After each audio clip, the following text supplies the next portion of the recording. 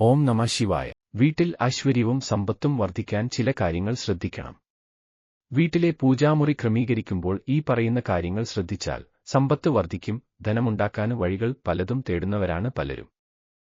ഇല്ലാത്തവർ ഉണ്ടാക്കാനും ഉണ്ടാക്കിയവർ ഇത് വീണ്ടും വർദ്ധിപ്പിക്കാനും ഉള്ള വഴികൾ തേടുന്നവരാണ്.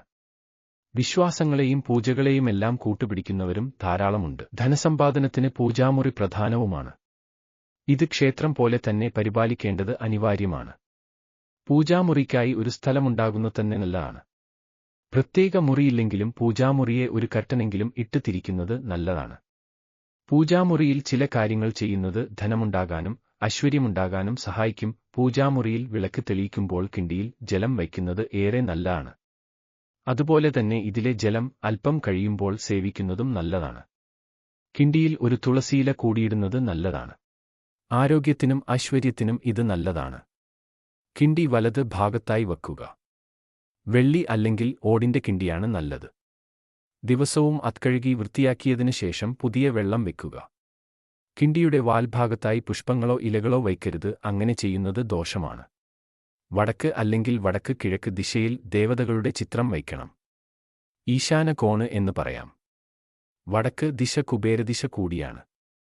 ദേവദേവന്മാരുടെ ചിത്രങ്ങളിൽ ദിവസവും തീർത്ഥജലം തളിച്ച് ശുദ്ധമാക്കുന്നത് നല്ലതാണ്. പൊടി തുടച്ച് വൃത്തിയാക്കണം. അല്പം ജലം എപ്പോഴും പൂജാമുറിയിൽ വയ്ക്കണം. ഇതിലൂടെ വരുണദേവന്റെ അനുഗ്രഹമുണ്ടാകും.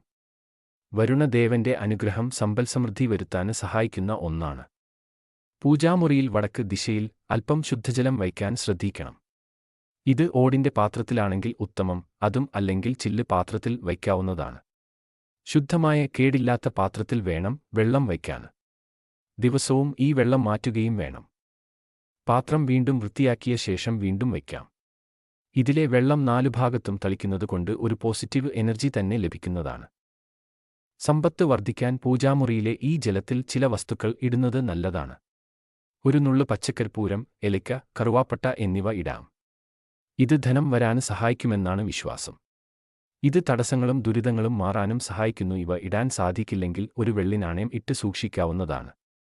ഇതും വൃത്തിയാക്കാൻ മറക്കരുത്. ഇത്തരം കാര്യങ്ങൾ നിത്യവും ചെയ്യുന്നത് ഏറെ നല്ലതാണ്.